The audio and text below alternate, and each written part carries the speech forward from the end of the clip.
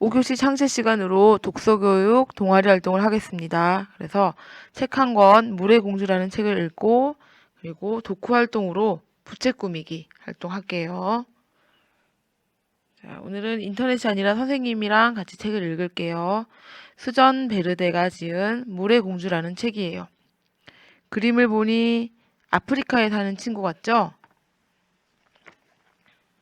물의 공주. 내 이름은 기기. 기기 공주예요. 나의 왕국 아프리카. 아프리카의 하늘은 아주 넓고도 가까워요. 손을 뻗으면 뾰족한 별끝을 만질 수 있을 것 같지요. 나는 노래로 들개를 길들일 수 있어요. 키 큰 풀들이 나를 따라 춤추게 할 수도 있고요. 바람과 숨바꼭질을 할 수도 있지요.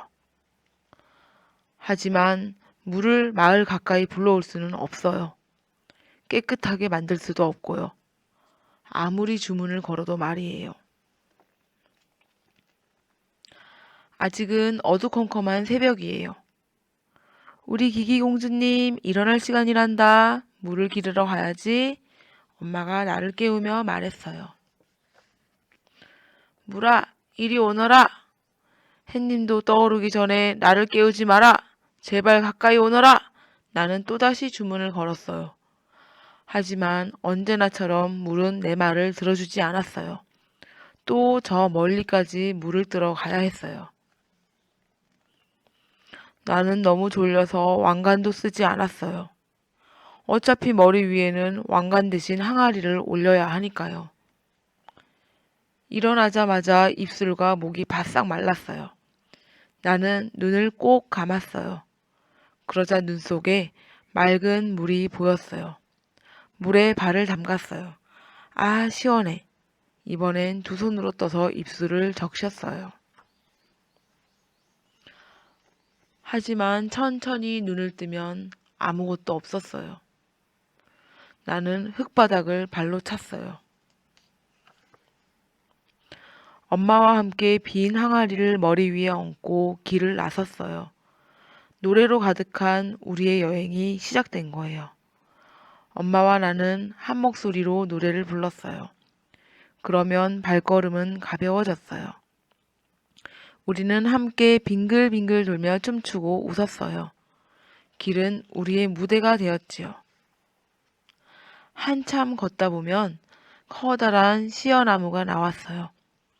나무 그늘에서 잠시 쉬며 달콤한 한 줌의 열매를 먹고 다시 힘을 냈지요. 우리는 조금 더 노래하고 춤추며 걸었어요. 엄마, 아직도 멀었어? 드디어 물 흐르는 소리가 들렸어요. 친구들의 웃음소리와 아주머니들이 수다 떠는 소리도요. 나보다 더 멀리에서 온 친구들도 있었어요. 그 친구들은 해가 저물어 깜깜해진 밤에야 집에 도착하겠지요. 엄마가 줄을 서는 동안 나는 친구들과 놀았어요. 뜨거운 태양 아래 물이 흐르고 있었지요. 하지만 항아리를 채우는 물은 누런 흙탕물이었어요. 기기, 이리 와, 어서! 엄마와 내가 물을 뜰 차례였어요. 집으로 돌아갈 때는 항아리에 물을 쏟지 않기 위해 조심조심 천천히 걸었어요. 목이 너무 말라서 우리의 노랫소리는 아주 작아졌지요. 어깨가 아프고 발에 쥐도 날 것 같았어요. 마침내 저 멀리 우리 집이 보였어요.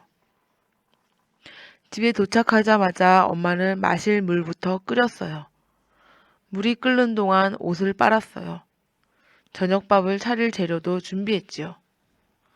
아빠는 온종일 밖에서 일하다가 저녁 식사 시간에 맞춰 돌아왔어요. 아빠가 나를 번쩍 들어 안아주며 말했어요. 우리 공주님, 물을 기러 왔구나. 마시자. 저녁밥을 다 먹은 뒤 드디어 엄마가 말했어요. 물 한 모금 한 모금이 힘을 채워주었어요. 계속해서 마시고 싶었지만 그럴 수 없었어요. 벌컥벌컥 다 마셔버렸거든요. 나는 깨끗하게 씻고 나서 들깨와 노래했어요.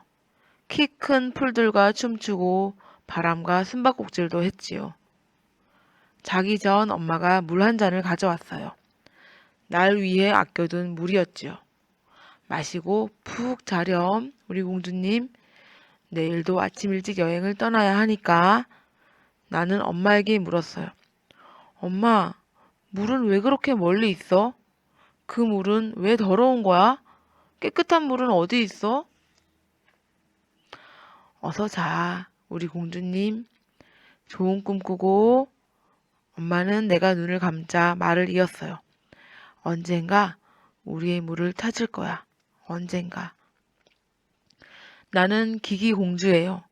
나의 왕국이요. 넓은 하늘과 따스한 흙이 펼쳐진 아프리카예요.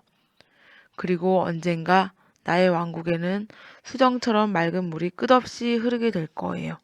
언젠가는 반드시. 여기까지인데요.